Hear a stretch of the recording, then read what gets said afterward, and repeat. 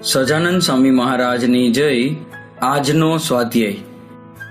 ઈસવીસન 1990ના જૂનના પહેલા અઠવાડિયામાં ન્યૂ જર્સી ખાતે યોગી શતાબ્દીનું દ્વિતીય સોપાન ખૂબ જ ભક્તિભાવપૂર્વક ભવ્યતાથી ઉજવ્યા બાદ સ્વામીશ્રીએ કૃપા કરી સારા ડોક્ટરને પોતાનું શરીર ચેકઅપ કરાવવાનો સમય આપ્યો. ડોક્ટર સાહેબ સ્વામીશ્રીને એમની વર્ષો જૂની ગેસ ટ્રબલ અને કબજિયાત અંગે પૂછી રહ્યા હતા. ત્યારે ડોક્ટરે સ્વામીશ્રીને સહજ જ પૂછ્યું કે સ્વામીશ્રી, આપને આ ગેસની તકલીફ અને કબજિયાતની તકલીફ કેટલા વર્ષોથી છે?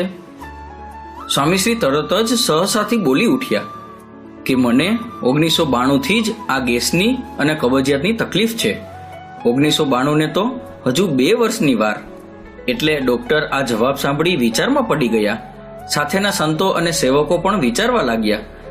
પછી સહુને એકાએક ખ્યાલ આવ્યો કે સ્વામીશ્રીના હૈયે કે સમગ્ર તંત્રમાં 1992માં આવનાર યોગી શતાબ્દી સિવાય બીજો કોઈ જ ધબકાર નથી કે બીજું કોઈ મનન ચિંતન સરખું પણ નથી. આ ખ્યાલ આવતા બધા જ સહેજે હસવા લાગ્યા. આ જોઈ સ્વામીશ્રી સમજી ગયા કે ડોક્ટરને કાંઈ ખ્યાલ આવ્યો નથી.